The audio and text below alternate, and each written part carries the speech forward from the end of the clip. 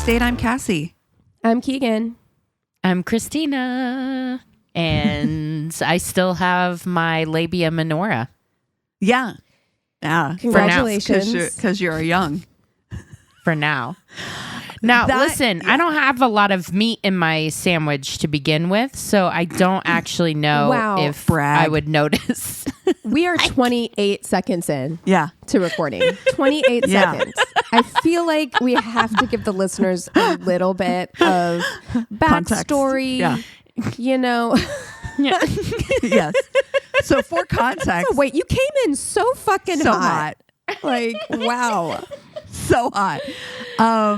Oh my God. For our listeners, I shared a video from TikTok that blew my fucking mind because, okay, we don't talk about women and menopause enough.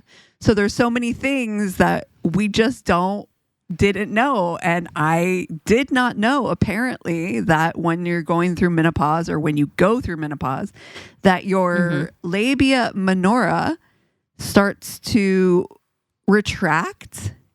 Retreat is the word she used, which was even more just like the visual on that. Yeah. But yeah, so we're talking about like the inner flaps. Right. The meat in the sandwich, as Christina so eloquently put it. Yeah. Is there anything women don't go through? Like truly. No, every time I've seen a TikTok about a menopause symptom, I'm just like, I literally am flying blind here because I'm 43, so I'm going to start entering perimenopause, which I didn't even know about until recently. I was like, oh, so we get a preview before we get to the main attraction. So that's all new, but like.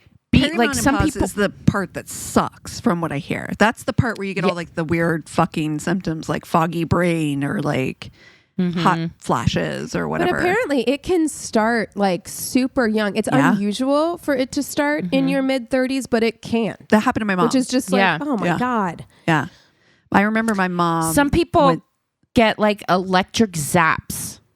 Like they're like, oh, do you get the electric ears? Yes. And I'm like, oh my God. It's you not get the it? electric ears. It's electric legs. So I get like absolute, like some nights, like my legs, it's like I can't stop moving them. It's like restless leg syndrome kind of thing. It's like but apparently that is a side effect or that is a perimenopause thing. And I'm like, I fucking hate that so much. Is there anything we don't go through? Like, truly, like women, it's just like, is there like what else? Girl. What else? Enough? Speaking of TikToks, I watched a TikTok where this woman, so you know the guys that do the oh, this is what a period cramp feels like, and they like turn up the thing. Yeah, the simulator. So a guy was doing it. He's like, I've never done this to a woman before. He's like, I got it up to like 40, and she's like total stone face. Like, okay. And he got it all the way up to 100. And she's like, yeah, I can like feel it. But like, honestly, like on a real heavy flow cycle, like this is about right. And he was losing his mind. Like he couldn't even get it up to like 50. He was like fucking humping a bush, like flailing. Oh no, the men on those things start freaking out right away. Like immediately. And I'm like, you would not last a day. No. You would not last a day with my period the way that it is with my cramps. You wouldn't survive it. I have said this since I first learned about period simulators and birth simulators. I genuinely think that high school boys it should be part of sex education. I think that they should have to do it. Like they should have to do it one time in class. I mean, they make us take home that fucking crying baby to try and prevent us from having early pregnancies. So I'm just like, they should make boys have to do that one time, at least, like once with the period simulator and once with the birth simulator, because I don't want to hear you like acting like I'm being dramatic about my period cramps ever again in my life. Yeah. Yeah. No, absolutely. When it's like women have to do that once a month for like 3 or 4 days, we have to function. Like, and it's not just the cramps, it's the general, like, it's the bloats, it's the period shits, it's the general ickiness that you feel, the sadness, the emotions. Back and we pain. have to be normal people. Oh, sore titties. Dude, I'm carrying around some big jugs. And when I have sore boob period, because my period also is like a roulette of symptoms. I'm like, is this going to be a bad cramps period? Yes. Is this going to be a cry period?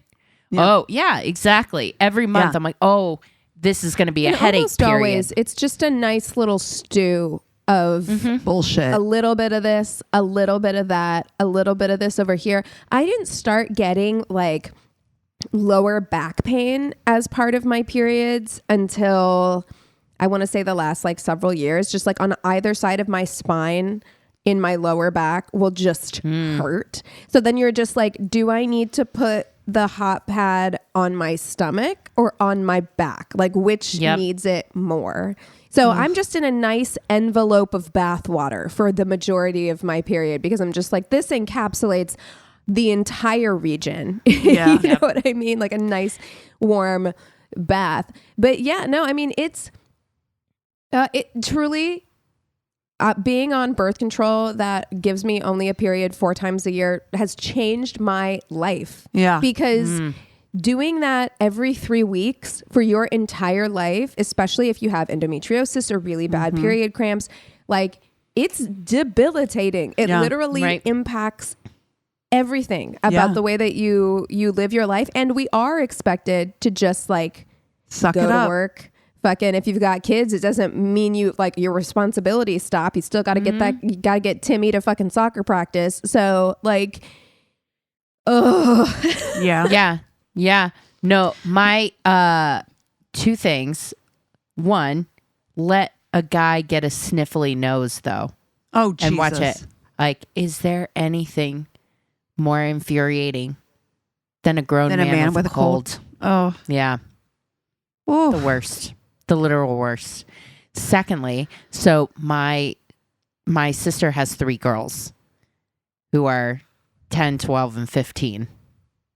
And the middle one has finally started. So she's got 2 out of 3 that are God bless on the period train with the rest of us now. But the middle one, they're like 12, and you forget like how nuts it is. Some people start at like 8 or 9. So she's 12.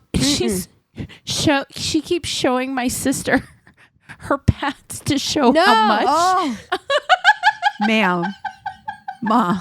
No. Oh, That's unnecessary. To see that. I immediately appreciate that you're trying to navigate this. I immediately and put as a that mom, on my list. No. Of like reasons not to have kids. Like, as a mom, you have to be really just like, okay, yeah, because they're going through something new, but you got to kind of gently. That's normal. Discourage. Yeah. Like, oh my God. But yeah, no, welcome to the rest of your, like 40, 50 years of your life. Jeez. Per month. My girlfriend here in Hamburg, she just had endometrial surgery yesterday, and she's getting around okay. But they were like, yeah, like here's an ibuprofen, like for the surgery we just did to cut out all of this endometriosis. Like, what? Oh, they no, just don't. I'm so glad that TikTok is finally bringing awareness to how fucking painful an IUD insertion is. Oh. Because they like to tell us, like, guys get all this fucking medicine for their vasectomy and that kind of thing. And yet we get shit. We don't even get ibuprofen. They're like, oh, it's just going to be a little pinch. It's the worst pain ever. You know, that is truly my trust in doctors diminished as soon as they started saying stuff like that. Like, you're just going to feel a little light pressure. Fuck it's just you. a little pinch. And I'm like, never, ever is it just a little pinch or just a little light pressure. Right. Ever. Like, right before they do the most painful thing in the world to you. Yeah. You're cutting out part of my cervix. Yeah. It fucking hurts. Fucking sucks. Oh, I know. I had that done. I thought I was like gonna die. I was shaking. It's so fucking painful. I don't know why they think we can't like feel that. I don't know what fucking male doctor wrote that we don't have feeling down there. You know what I mean? Well, the history of gynecology is really, really, really upsetting. Yeah. So, I mean, and yes, of course, it was a man who like initially. They don't even doing feel that stuff down work. there, do they? They're built for this. Yeah. This is fine. Well, I think all the way up until the 80s, they thought that babies couldn't feel pain. So they wouldn't, they would do surgery on babies. Well, I mean, the history of gynecology, they used black women in large part because they didn't think that black people were people, but also because they had some weird fucked up racist belief that black people didn't feel pain the same way. Jesus Christ. That white people did. So they could do whatever and experiment that way, which is, it's just being a woman is being a woman. fun. But you know what? Like, I always think about that TikTok sound where it's like, I love being a woman. And I do, like, generally, I do love being a woman, but practically, with like all the shit that our bodies go through and have to endure, and then of course societally we're taking like 8 giant leaps backward at the moment, things like that we have to suffer through. Rough. But in general, I think women are the best, most magical, beautiful creatures. Yeah. On the planet. Okay. So, would you rather you die and go to heaven, and then you have to come back, and this time God's like, I'll give you a choice. You can be a man or a woman. What do you choose? Are you going to do woman again, or would you do man? A woman. I think I would still be a woman. Yeah. I think I'd still be a woman. Like, even knowing what we know. I mean, there's curiosity there because I'm just like, man, what must it be like to go through life? I would be a dude 100%. That's the if I had a Capricorn response you could give, like it's practical. There is just something, to me, women are so magical. Yeah. Like, I just think like there's so much power in, there's a secret femininity power in womanhood. Yeah. That I love. Yeah. And like, also like the sisterhood you have with other women, and also just like this innate empathy that I think is built in from suffering, honestly, sadly. But I would just want to know. You know what I mean? Like, I think my curiosity, I would just be like, what's that like? You know, like, it's actually really interesting. There was a TikTok series for a while where trans people would talk about their experiences, and hearing trans men or women, but hearing trans men talk about like how differently they are treated and how much more they're respected and listened to, and then hearing trans women say like, wow, it's such a trip to have gone from this world where I was, despite all of the other, issues that maybe had come up, the other things that I had to deal with in my life that weren't always easy, just by nature of being a man, there was a level of like respect that was always kind of a benefit of the doubt that was always afforded to me, that as soon as I like fully transitioned and started living as a woman, I lost. Of course. So, but then on that side too, there's a lot of trans men who've talked about how lonely it is, how they're like, they miss friendship. I've seen that too. Yeah. So I would want to come back as a woman. There's so much I do truly love about being a woman. It's just, along with that comes, a lot of shit we have to put up with. Yeah. I bet it would be, I guess it would be lonely if you were a trans man, and didn't have friends that followed you into through that journey. I think that would be very disappointing and very lonely. Yeah. But well, I mean, that would be difficult. I can't imagine if like one of my friends decided or, felt that they were in the wrong body, that I would be like, we're not going to be friends anymore. It's still the same person, right? we wouldn't, never. No one on this podcast. Yeah. Yeah, I don't know, but you hear that a lot. Like men don't feel like they have the same connection to other men, even though they'll have close friendships. It's not the same as female friendships in general. That's true. The patriarchy and hurts that's us all. The patriarchy, exactly. Yeah, exactly. This is why we need feminism, everybody. Yeah. But okay, with this said, last episode we talked about succubi.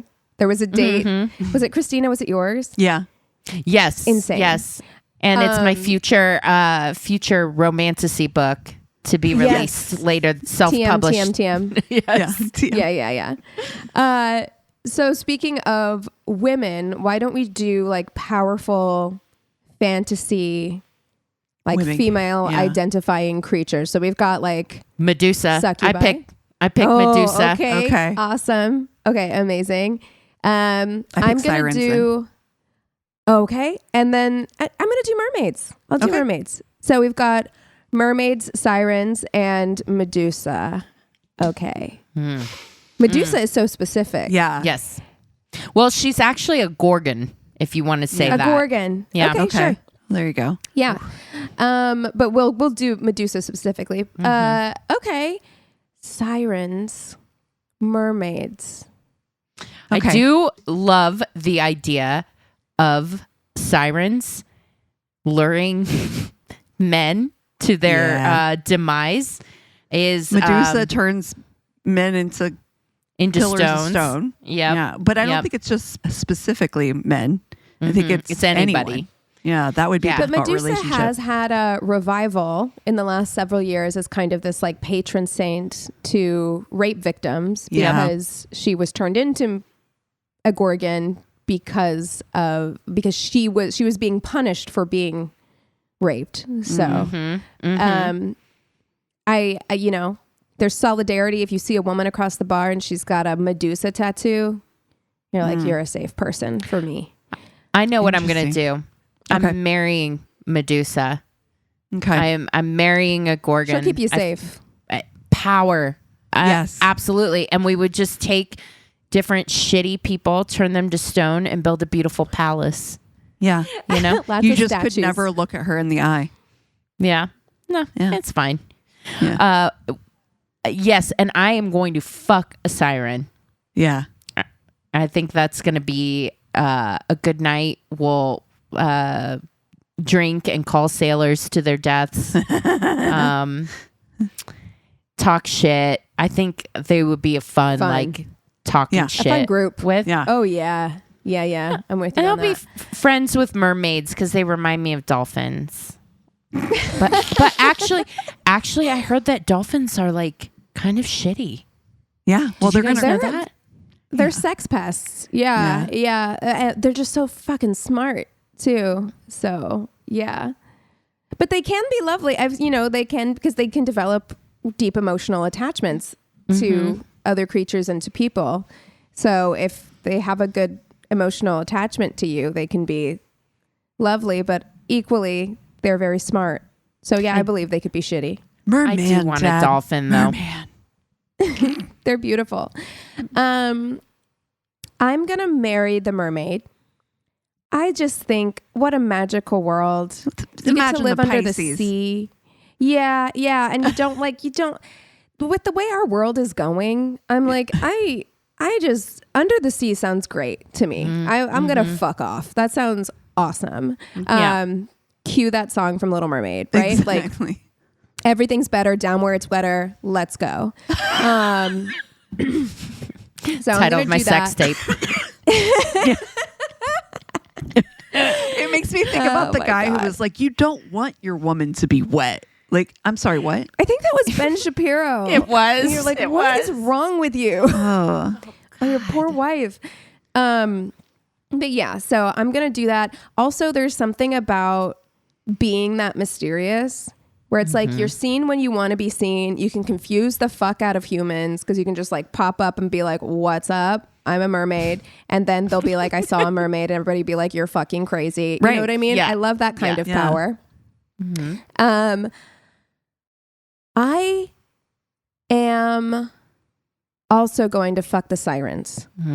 I too think that is going to be a fun fucking night. Like, I just think it's going to be like, we're going to drink a lot of rum. I feel like it's going to be a rum based evening. For sure. Ooh. You know what I mean? Just like sitting on the shore. I mean, the hangover will be bad, but the night will be fun. And you're going to wake up a little sandy on the beach and you're going to be like, what did we do last night? You know what I mean? Don't worry about it.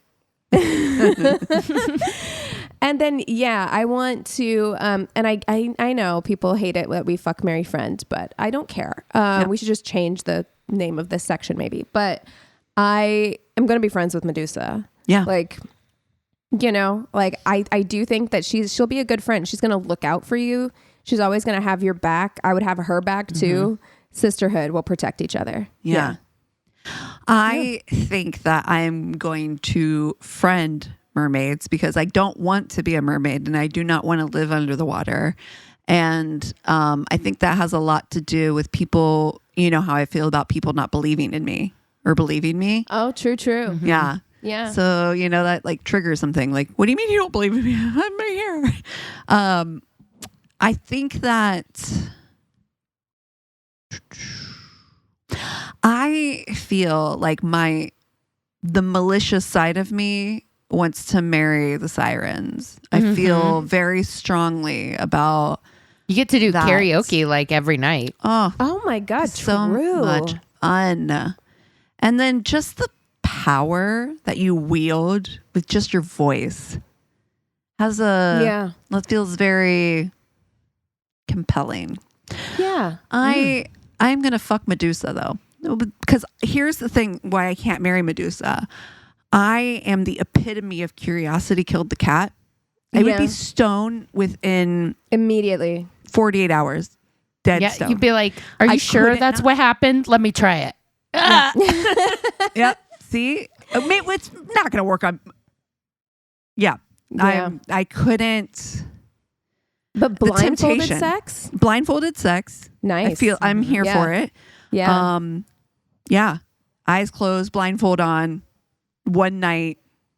That's all I can handle because I surely would kill myself. You're just hearing hissing the whole time. Truly. You lift the blind. You wouldn't be able to make it through the night, Cassie. Know. You would lift the blindfold off. You're right. I'll probably die. It's okay. It'll be worth it for the experience. Yeah. You know? Well, I won't be able to live to tell it. It'll just be me like just frozen with. Also, turning to stone in the middle of sex. It's a real hit or miss in terms of like what the face is going to be doing, body position, you know. Yeah. Like. Oh, fuck. Yeah. And then Christina has to have that in her house forever. Yeah. Yeah. Yeah. Me That's true. Being like, showing you my O face tonight. Oh my God. Oh my God. Have you guys ever been with someone who was doing too much with their O face? You know, I'm gonna be honest. I don't think I generally like look that hard when that's happening. It is so awkward. Like it is so when someone's I feel like that'll be a turn off. It is. It surely is. Yeah, when someone's just real, like you're like, whoa, like is the last time you came like World War II? Like this is so much. Like it looks painful, or like it looks like what? Christina, explain. It's like this has happened I've had a couple different experiences where like someone's like face is doing too much, and they're like, and then you're like, whoa, I don't like that. I don't like that. Make that stop. And then I've also had the silent screamers where they're like, Oh, no, just face. Yeah, just face. yeah. Just face. I wish we were videoing this so that the listeners could see what just happened. Okay. But that I do feel like I've seen that one. In this vein, dirty talk. Have you had somebody go too far or just like where it got weird? No, Usually I think they don't go far enough. Exactly. in general. Same. Yeah. I feel the same way. Where I'm like, I love dirty talk. I do Me too. It's Yeah. so great. Well, it's when I was talking to Eric about it, I'm like, Modes, you know. I like Subtle. it because I feel like in order for me to get off, like you have to activate the brain part of me. Yeah. Yes, agree. Yeah. Like just touching me or whatever doesn't, I'm like, okay, or whatever. It's But my fine, but brain needs to be activated in order Yeah, to both get. at the same time. Yep. It's like a patting the head, rubbing the tummy situation. Yes, you got that's to be able to exactly do right. both at the same time. Yeah, and I think that a lot of guys have a difficult time with creativity. I think people do. Like if you're not comfortable, because it is pretty vulnerable. Dirty talk can be. Yeah. But man, if you're with somebody that you're comfortable with, let that shit fly because That's right. it is hot. Yep. Have you been the giver, the dirty talk giver? Oh yeah. Yeah. Yeah. Same. Me too. Yeah. Do you? I prefer it the other way around, but I'm not opposed to being the I'm person. happy both ways. Yeah, Yeah. I'm an equal participant. Yeah. So, Yeah. Yeah. Agree. Yeah. I like verbal, like in general. Yeah. If the other person is good at it, like I think like verbalizing during sex for me is a turn on. Yeah. For sure. Yeah. Mm-hmm. But like screaming over you. No, Christina, we didn't need a Stop it. I reprise. told you no. Wow. No means no, Christina. Poor Thomas. He's going to be like, Jesus. I know. Oh, I God. know. I think really this every value week, our honestly. friendship. I really do. Thomas, we love you. Oh my God. Well, you guys want to take 5 and we'll come back with stories? Yeah. Yes. And we're back. Okay, I have the Tainted Love this week, so I will kick us off with stories. This one starts off and it says, "I will take this to my this memory I will take to my grave." So No, you won't. You're telling everyone. Yeah, that's true. That's true. Okay. Well, so this guy asked me out on a date. He's cute and I couldn't be more pleased. Everything is decided, and on the date night, we go out to this chic but cozy restaurant. I had the most wonderful time, and I guess so did he. Playful flirting, laughs, sweet talks. We laughed, talked, and ate. Finally, it was dessert time. Disclaimer, I have a major sweet tooth, so whatever unfolds henceforth, you can safely blame on that fact. As fate would have it, he got a call just when the dessert was about to arrive, so he had to excuse himself. And then it came, the most delicious-looking, chocolate-loaded, yummy bowl of goodness. It started melting away while I was waiting for him to return. The brownie wasn't helping either, as it was hypnotizing me. Oh, God. Oh my God. Now I'm getting hungry. This kind of reminded me of Cassie. It made me laugh. Okay. And then I had a Joey moment Oh, from Friends. yep. In case, No, I know what you in case mean. you've never heard Yep. of Friends. Okay. Yeah. After several failed attempts at pleading with the brownie, "Stop staring at me," I gave in. Moments later, my date appears. I hide the plate away and put up my face like nothing ever happened, as if the dessert was yet to arrive. Oh, no. She's got- got the whole thing. She's got chocolate around her mouth. I don't know what happened. He just smiled, took a tissue, and wiped some chocolate off my cheek. Girl, like just the lack of ability to control yourself at all. Like you just like, I'll just have a little taste, just like one little bite, and then you eat the whole fucking dessert, and then the audacity to just be like, I'll just pretend like it never came. Oh, God. Then the waiter arrives with a smaller portion of another dessert, which he generously offered to share with me again. How did he know he had to order another dessert? Unless he saw me digging away into the previous one earlier. Swallow me, earth. But in my heart, I'm not even sorry. Nope. And No hey, regrets. that's a good date too, where he's like, oh, look This at is her. fine. Just Yeah, that's okay. That's fine. get myself a something. It does remind me of when Chris came home from work one time and Dylan came out of his room with chocolate all over his face, but he knew. He was like, Chris was like, he noticed that one of like the chocolate bars that are like, that he'd had for like lunch thing was gone. And he was like, hey, Dylan, did you get into the chocolate? He's just chocolate all over his fucking mouth. What in the world? Like, no. Go look in the mirror. Yep. Oh my God. Funny. Hilarious. Okay. So mine is, this person says, so I meet this girl at an over 30s nightclub. I'm 24 pretending I was 30. She was 30. Why? What? Why would you do that? It's weird. Because he wanted to get into the over 30s. Maybe he's attracted to older women. You know? Okay, but you can't lie to everybody there. But anyway, okay. We arranged to meet up again the next day. I drive over to hers on my motorbike. We meet up and go to this pub, spend a while having a few drinks and stuff. She is like mega horny for me the whole time. Yeah, this is a 24-year-old dude. Yeah. Yeah. We go back to her house and end up in her room, do all the dirty deeds imaginable. Yeah, All it's 24-year-old. good? Question mark? That's not a fail. I hear you. Hold up. I'm pretty lucky in that I don't get hangovers. I do, however. You're not pretty lucky. No, you're 24. You're 24. Yeah. Just wait. I do, however, get really, really awful shits after a night drinking. Okay. As I mentioned, we met the night before where I had been drinking. I feel my stomach bubbling up. It's about 4 a.m. by now. Yeah, She you has got bubble guts, huh? She has 3 female flatmates. And it's so fucking quiet in this place. If you dropped a needle, your ears would ring for minutes. I mean, it's 4 a.m. Yeah, everybody's asleep.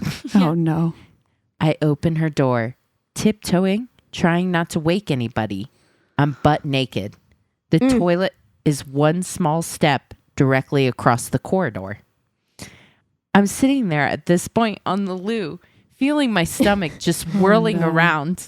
There's this funny thing I've since learned about shitting. The quieter you try to be, the louder you fucking are. Yeah. Yeah. It's like a Band-Aid. You should just rip it off. Just go for it. Yeah. Yeah. It starts and it sounds like my ass is exploding. Every time I try to control and release just a tiny bit, I'm making the loudest fucking sounds you can imagine. I tried turning the taps on.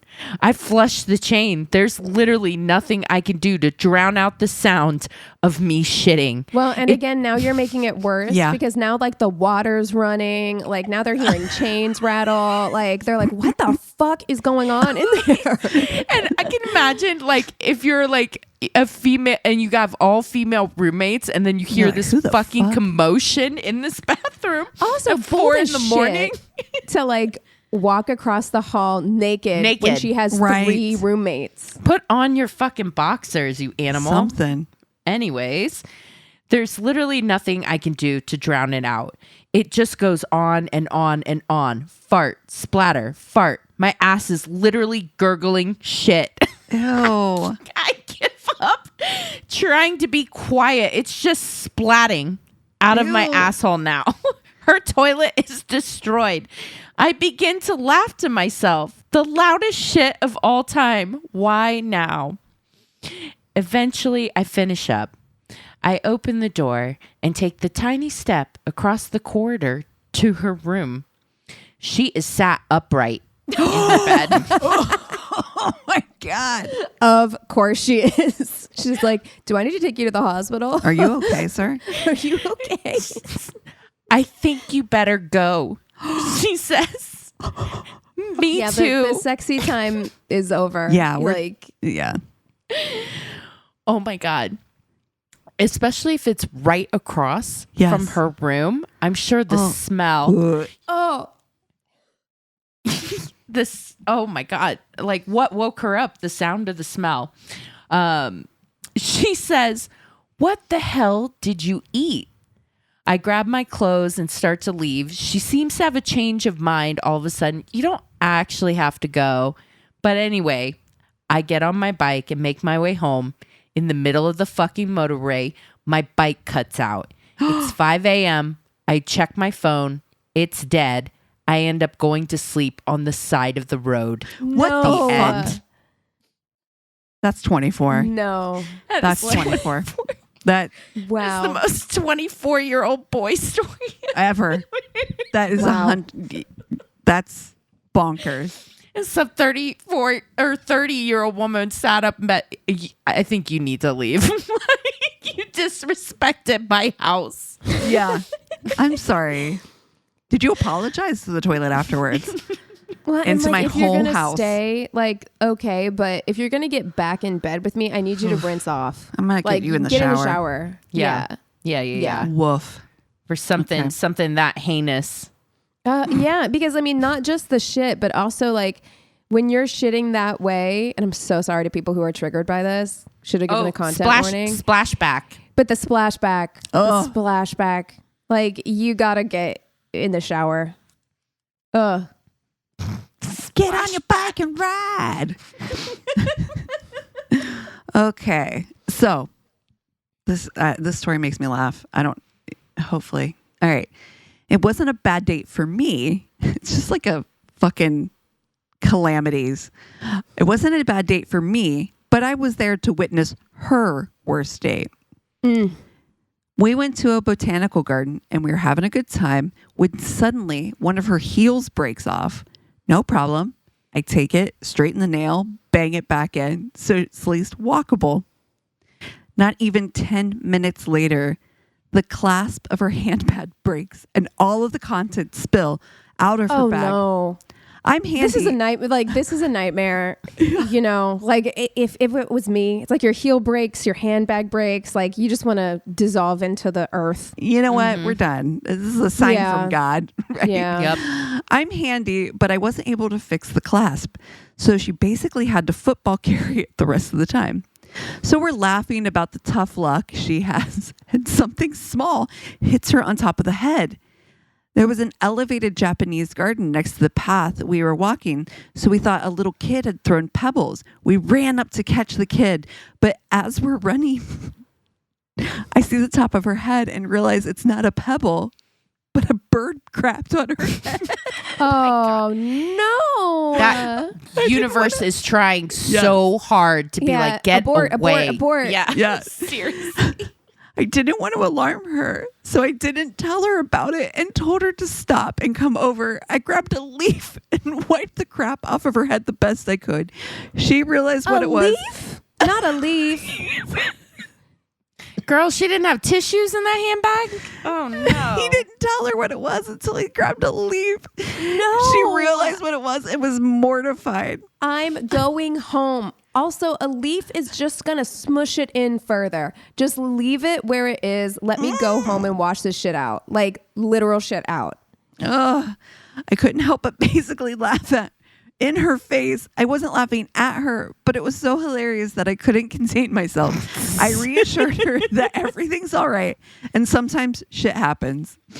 I went on another date with her the next week, but she was so shy and embarrassed that we just didn't meet up again after that. Yeah. Yeah, No, that's wise. The universe move on. said no. Yeah. No. Nice try, but no. God, that would be awful. Like the way that I would go home and just shiver. Ugh. You know, just reliving like every little thing that went wrong. And it all happened to you. It's not like it was Calamities. equal. Yeah. Yeah, you can bond over equal calamity. Yeah. 100%. Solo calamity, I think. Again, that's the universe. I like, how do you not see that as a sign? I'd be like, literally, the universe does not want us together. I've never had a bird shit on me. Oh, thank God. I've always, I feel like 90s and 80s movies really made it seem like that was going to be an issue. I feel like people were getting shit on by birds all the time in comedies. Yeah. But like, I've never had a bird shit on me. Ugh. Yeah. Have me you? either. No. God, I hope I never. It is like, it's up there on the top of things that I'm really scared of happening. I mean, it would really suck. On the head, the face. Yeah, that would really suck.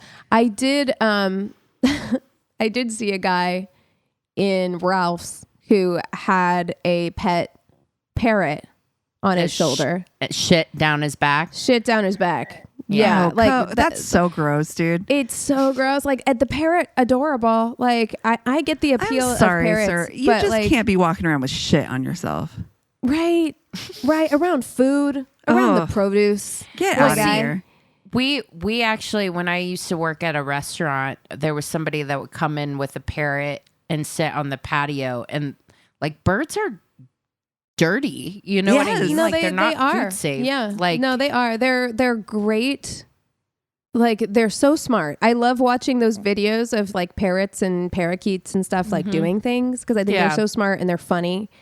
But would never own one for a variety of reasons. But that is also part of it. There's shit everywhere. Yeah. No. Somebody also, like, later that week, so it was wild that it happened so close together, someone tried to bring their pet pig in, and the pig had a UTI. Oh, no. And it was so stinky, and it pissed everywhere. Oh, if the pig has a UTI, the pig needs to be at home resting. What are you doing? Why does the pig have a UTI? Leave that pig alone. No. Also that, Cassie. I don't want to... I don't want to explore that. No. let's put that to bed. Yeah. Ugh. I didn't think about that before, but now Great. Sorry. Great. On that note, let's take 5 and then we'll come back with the Tainted Love. Okay. And we're back. Okay, so I have the Tainted Love this week. Man, like Christina was saying last week, I have had just such a busy, intense couple of weeks. The year has been what it's been. And so when I was like trying to put together what I was going to do for a Tainted Love this week, I remembered an episode of Evil Lives Here that I'd watched in the past. And I was like, I'm going to rewatch that episode of Evil Lives Here and tell that story. So it is a little bit of cheating. Ironically, the episode is called Cheating Death. It's season 1, episode 3. But I am basically going to retell the story from there. There are other sources that will be on our website as well. But I am going to tell the story of Cathy Wilson and her unfortunate marriage to Peter Tobin. So I am going to go ahead and give a pretty strong content warning at the top of this. This is not a fun story. This is a really, really upsetting story of pretty intense domestic abuse and sexual abuse. So if you're not in a place to absorb that today, maybe don't listen to this one or back out at any time. I will give another warning whenever things are about to get really bad. Okay, so Cathy Wilson, when I watched the episode of Evil Lives Here, she has told her story on a couple of other programs, but she doesn't talk about it all that much. I do believe she wrote a memoir about her experience as well. And first of all, I want to say that I really admire her strength. Like when she is talking on this show, because Evil Lives Here is one of those interesting shows. It's good. It's so well produced. Even though they do reenactments, which I don't usually like. And I don't love it here, but I think it's done pretty well in general. And their interviews tend to be really good. So similar to like I Survived, they're talking a lot to camera, just telling their own story. And that's really compelling. And it is so obvious that she is still traumatized by this experience, but she is so articulate and she holds herself with so much grace throughout this entire interview. And I really admire that about her. So she had a fairly normal childhood, but said that around 14, she discovered boys and alcohol and became a bit of a self-proclaimed wild child. And by the time she was, yeah, it sounds about right. Mm-hmm. And by the time she was 16, one of her favorite pastimes was getting dressed up in short skirts and putting on lots of makeup and going to the local bar where she would drink and dance with her friends till 2 a.m. Now, I did look it up because I was like, this is in the UK. And I was like, what's the age to like start drinking? It is still 18. She is still under the age where it's legal for her to really be in bars like that. But regardless, she would frequent the bars with her friends. But I mean, it sounds like basic teen shenanigans to me. Mm-hmm. Yeah. So one night while at the bar, Cathy notices Peter sitting at the bar. And so she approaches him. She asks if he wants to buy her a drink. Now, like I said, Cathy is 16. Peter at this time, so Cathy says that she thinks that he's maybe in his mid to late 30s. But when I did the math, like the math isn't really mathing on that. Like he had to have been in his, like she would know better than me, but he had to have been in his early 40s at this point. And she's 16. Now the age of consent in the UK is 16, but still, yeah, you know, we don't like that. And she admits consent with another 16-year-old, not with a fucking 40-plus-year-old. Yeah, I mean, technically not illegal, but right, but gross. Right? Yeah. Like, have you talked to a 16-year-old recently? Ugh. But Cathy, she doesn't mention her dad. Her mom died when she was like 8 years old or so. And so she lived with her grandparents. And she does say that she was looking for, and maybe even subconsciously at the time, a mature father type figure in her life. And perhaps that's what made her gravitate towards Peter in the first place. So he showers her with love and attention, and he makes her feel very well taken care of. And I think that's what she was looking for somebody to kind of like take care of her. And so she falls for him immediately. And after about 4 to 5 weeks after first meeting, Peter asks Cathy if she wants to move in with him. 16.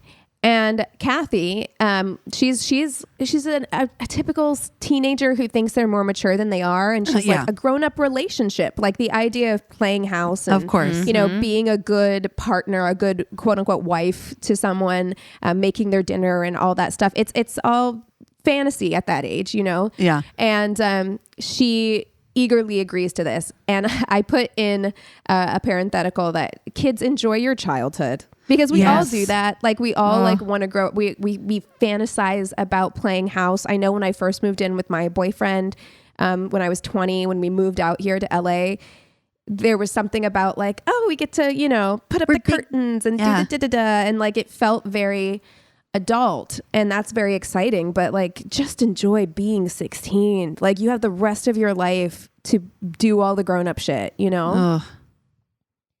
For about the first month and a half, things with Peter seemed really great, but then he gradually started to exercise control over Cathy. He began refusing to let her go out alone, and then he refused to go out with her. So he was like, you can't go out by yourself, but we'll go out because, you know, we loved going to this bar together. So he would go out with her, and then eventually he didn't want to go out at all. And he started criticizing, you know, the thing about her where she would like to wear makeup and wear, you know, kind of flashy clothes. He started putting her down for these things, telling her she looked slutty, you know, and eventually she found herself kind of wearing plain neutrals, not wearing any makeup. Like she's going through her photo albums in this episode of Evil Lives Here, and she sees a picture of herself. And she says, this doesn't even look like me because like you can see like I'm wearing, you know, a beige sweater and no makeup. And in the interview, as you know, her as an older adult, she's got purple stripes in her hair. Like it's very clear that this is more of like what her personality actually is. But he kind of wore her down and stripped that away. I mean, she's a teenager. Yeah. Mm-hmm. So he would exercise his control in other ways too. When he would leave for work in the morning, so she would meet him at the door and he would give her a list, like rattle off a list that she would write down of all the things that she needed to do while he was at work. So all the chores that he wanted done, doing the grocery shopping, doing all the cooking, et cetera, et cetera. And so her entire day, every day, revolved around Peter's demands. And if she deviated in any way, she would be reprimanded. So she had no money of her own. So when he would tell her to go to the grocery store, He would give her a certain amount of money, send her to the grocery store, and then whenever he came home at the end of the day, he would scrutinize the receipt. And if she had purchased anything that wasn't on his list that he had given her, he would berate her basically about it. So she talks about how like one time she purchased a lipstick and he was so irate about it that she never did it again. She never purchased anything for herself again. So the first time she noticed that Peter could actually be violent was at dinner one night when she agreed to cook him one of his favorite meals. It was pork chops, but she's a teenager. She's never made pork chops before. And she said like she was so excited to cook him something that he really liked. Again, it's this like playing house, being a good wife kind of thing. So she goes to make the pork chops, but she doesn't realize that they need to cook longer. Like she cooks them both, like both sides. It looks like it's done to her. Yeah. And so then she takes it off. She gives it to him. He cuts into it. It's not done. And she describes it as like he switches so fast from being like totally normal to freaking out. He flies off the handle. He screams something about like, "Are you trying to kill me?" You know, throws the plate right next onto the wall right next to her face, and then gets up and leaves. So this is the first time she's seeing like a kind of switch physical in behavior. outburst. Yeah. Mm-hmm. So she's cleaning up the mess, and no more than 5 minutes later, he comes back into the room. He apologizes, says it won't ever happen again. And Cathy is just stunned and confused. And she's like, you know, this man really loves me. I'm just going to try harder. Like I'm going to take notes and try harder to be a better partner to him. This poor little girl. And how is she? How old is she still at this time? She's still like 16 or? She's like 16. Yeah. Jesus I wouldn't want to Christ. say she's like maybe. So it's still like. I don't think that much time has passed. Fucking Christ. So despite her best efforts, the abuse soon escalates. At first, it's mainly verbal abuse. He would demean her at every opportunity. Even if he was just asking for like a cup of tea, she would say that he would be like, "Go get my tea, bitch," or like whatever. Just like little things that he would throw in there just consistently. Because like if you do it, and if you do it consistently enough, it just becomes like part of the way that he talks to you. You know what I mean? So the first time Cathy recalled Peter becoming physically violent with her, which by the way, I want to point out, like throwing a plate right next to your head is being violent with you, but right. So she served him, like she's taking this like day after day, you know, and maybe she's 17 at this time, but she's still really young. Yeah, and you're still a baby. She recalled giving him toast, and one of the pieces of toast was like slightly overdone, and he made some kind of complaint about it. And she told him to calm down. I'll bring you another piece. So she says that to him. And again, he turns so quickly. She's like, he was up out of his seat so fast and had his hand around her throat and pinned her to the wall so quickly, and was shouting at her in inches from her face, and telling her to never talk back to him again or there would be consequences. So that's the first time that he ever had like physically touched her. Sadly, like so many abused women, Cathy was determined that if she just learned from this encounter, like every time it's just like, okay, so don't do that. So don't do that. And that won't make him mad. And he's good the rest of the time. So she's like, if I can just learn from this encounter, if I can just alter my behavior, I can keep it from happening again. Right. And that's like the saddest lie too, because you could do everything right, but an abuser is going to find their own reasons to abuse you. Yeah. If they want to hurt you, they're going to find a way to hurt you. Doesn't the matter line what will you do. continue to move. That's right. Yeah. That's right. Soon, Cathy became pregnant, and she believed that a child should have married parents. And because in her eyes, he had only had a couple of outbursts, you know, it's only happened a couple of times. And they were always followed by apologies and displays of affection. she believed that marriage to Peter was a good idea and the obvious next step. And so she described herself as happy on their wedding day. And you can see her, pictures, and she was excited to be married and to be starting a family. Then she gave birth to a son named Daniel and said that Peter was actually a really loving and affectionate father to Daniel. And that in the early days with Daniel, the family was happy, but it soon began to change. And when it did, it deteriorated very quickly. So first he took her car keys, telling her that she had no reason to drive. So now she's fully dependent on him to go anywhere. He also monitored her phone calls. So calls to friends and family became less frequent until eventually Peter only allowed one supervised call to Cathy's grandparents once a week and was usually told to end the call after about 2 or 3 minutes. Soon he began to not allow Cathy to go anywhere without him. So not to the grocery store, not on a walk, not in the backyard. He would go with her to take the trash out. The backyard. Come on. Mm-hmm. Yes. Because he didn't want her talking to the neighbors. He was afraid she would talk to the neighbors over the fence or something. That's so psychotic. Yeah. So soon she began to not leave the house at all. And of course, she's not happy with this situation. But at this point, she's just 19 years old. And she didn't want to, quote unquote, fail at her marriage, which, man, yeah. And have to return home to her family. So she was determined to just make it work, make the relationship work. So not long after this, Peter started locking Cathy into the house. He locked her into the house for the first time. He had put a lock on the door, and when he left for work, she heard the key turn, and when she went to go test the knob, she couldn't get out of the house. What if there's a fucking fire? Like, what if there's... He don't care. Dude, at that point, break a window. You know what I mean? Like, and not just if there's a fire, but just if, you're going to lock me in. Yeah, exactly. Yeah. Break a window. Bye. Yeah. So, anytime he left the house at this point, he would lock her in, effectively imprisoning her inside. But this was not enough for Peter. So, because yes, probably she could break a window. She could find another way to get out. So one day when Peter went out, a large man arrived at the house. And when he knocked on the door, Cathy tried to indicate to him that she couldn't open the door. It was locked from the outside. Then this man pulls out a key, unlocks the door, comes in, and says, Peter gave me a key. No. And so she's like, okay, well, he's out, but if you want to wait for him to come back, I'll make you a cup of tea. You can sit in the living room.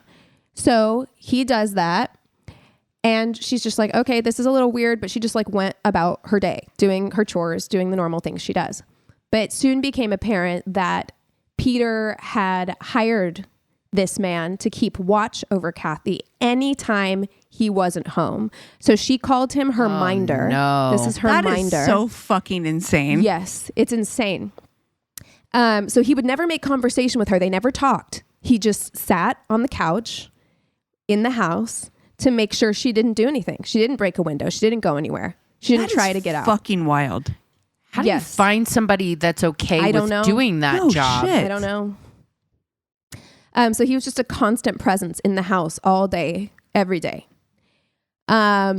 Peter began going out more at night and staying out for longer hours. And Cathy soon began to suspect that he was having an affair, but she was like, you know what? Whatever. At least he's not here.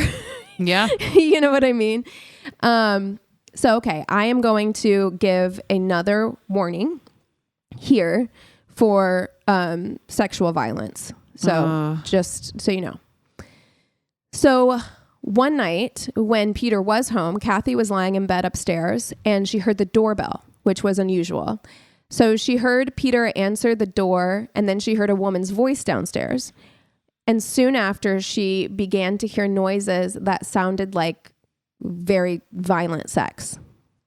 And not knowing what to do, she went downstairs and found Peter with this woman. She's screaming, she's crying, and he was violently engaging in sex acts with her. And she goes into more detail in the episode, but I'm not going to.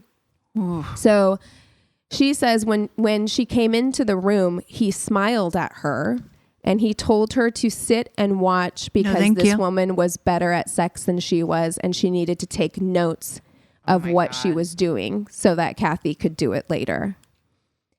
So feeling as if she had no choice, she sat. She watched her husband abuse this woman in front of her, and she felt powerless to do anything about it.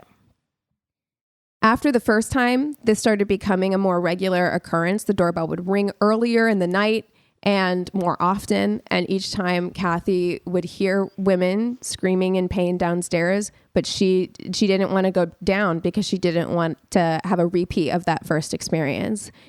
So one night, though, it was too much. She's hearing this woman screaming. She's calling out in pain, and she decided that she wanted to intervene. So she goes downstairs. She sees this woman crying. Peter's being incredibly violent. And at that moment, she calls for him to stop. So she tells him to stop. He then grabs Cathy. He pulls her into the room. He puts her into the same position as the woman, and he proceeds to rape her violently. And then he tells her that this is how it's going to be from now on. So at this point, Cathy is being terrorized daily. Every time he finds new ways to hurt, demean, and abuse her, and eventually she works up the nerve to confront him. So she tells him she can't live like this anymore. She wants a divorce. At the mere suggestion of this, Peter grabs their young son, Daniel, runs to the top of the staircase, and dangles the boy over the edge 20 feet above her head. Jesus Christ. So Cathy is stunned because Peter has never been violent towards their son before. So she's yelling to please put Daniel down. She's like, I'll drop the whole thing. Just forget I said anything. It was a stupid suggestion, whatever. He then tells her, with their son still dangling over the railing, that he will never agree to a divorce. He would sooner kill her and then kill her son. So he drops Daniel on the floor and then just walks away. So it was at this moment that Cathy knew that she needed to find a way to escape before Peter could hurt her son. Because she's like, at this point, he's crossed that threshold with our son. I know that it's just a matter of time before he snaps, right? So she's being monitored all the time, though, so she doesn't know how she's going to be able to get away. But then one day, Peter's rushing. He's rushing to leave the house. He tells Cathy he'll be back in about an hour and a half, and he runs out the door. But this time she doesn't hear the door lock. So she tests the door handle. Time. Yeah, she finds that the door is unlocked. Still, she's like, the minder's probably on his way. He's probably around the corner. So she doesn't want to get caught. So she waits another couple of minutes.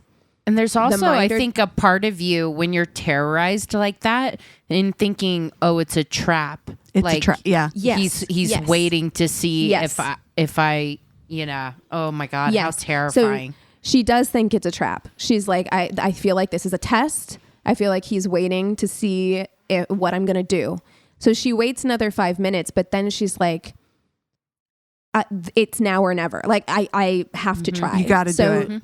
Mm-hmm. She runs, she packs her son's clothes, she puts a jacket on him, she grabs the few bits of change that she's managed to scrounge up in her time there, and she runs out the front door. And this whole time she's like, if he catches me, he's going to kill me. So she considers turning around to go back inside. He's going to kill you even if you stay at this point.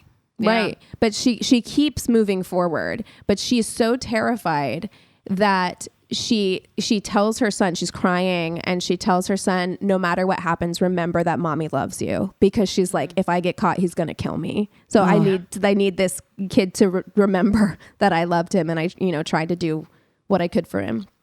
So somehow, despite all the odds, Cathy makes it to her grandparents' house, hundreds of miles away, and begins to reclaim her life with Daniel.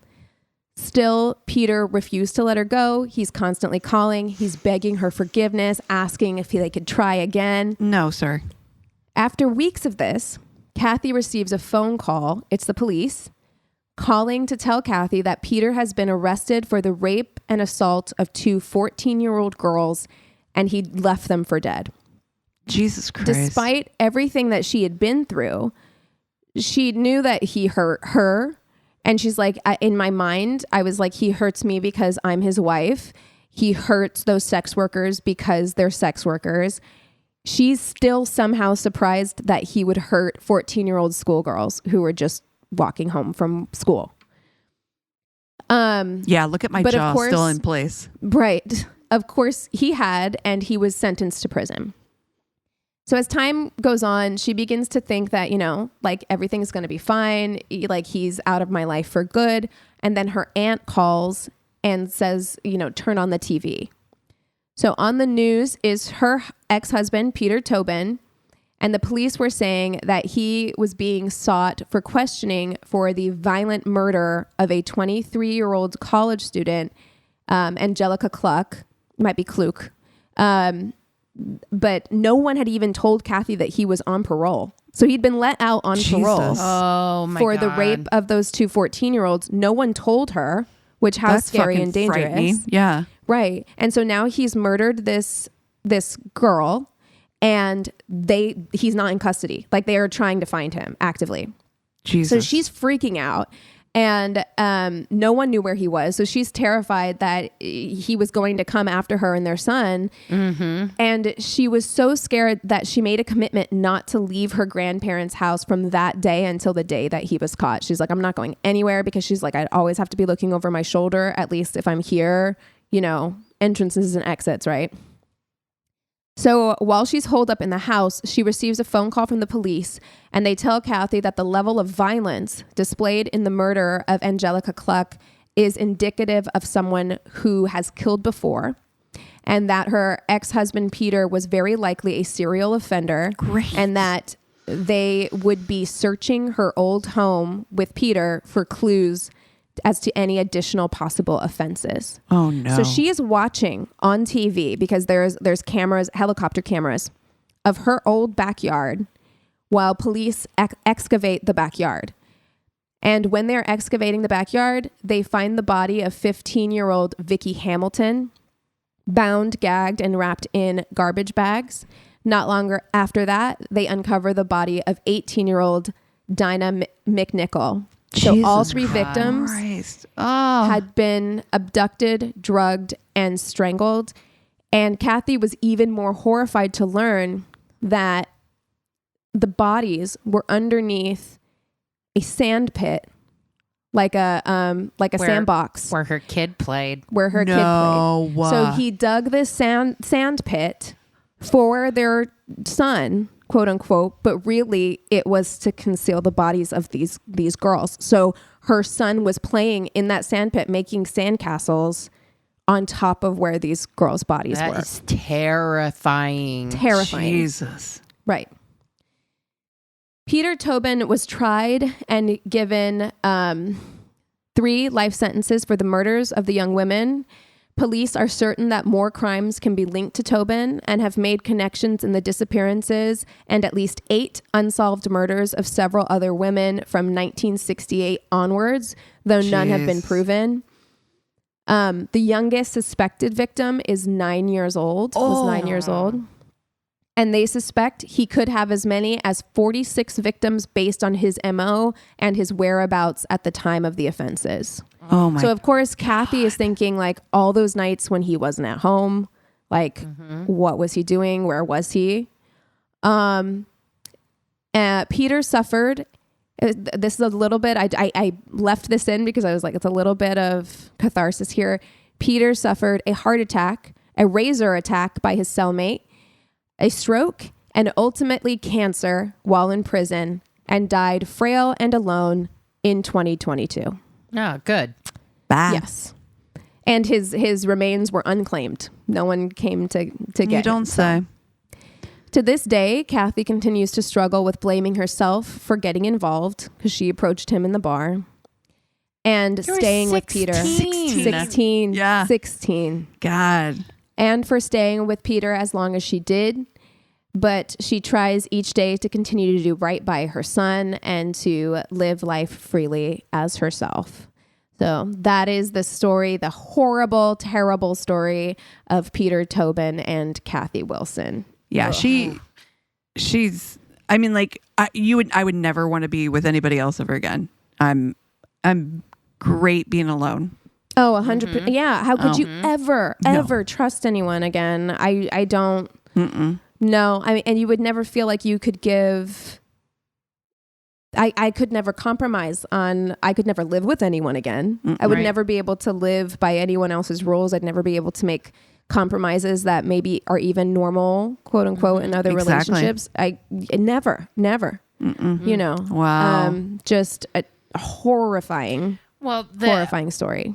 The other horrible part of it is that power imbalance just from the jump. 16 and he knew versus upper 30s. It's like 40. Yeah, that's he knew that, and I'm sure that's why level playing field. Yeah, I'm sure that's why he tried to get her into his house as quickly as possible.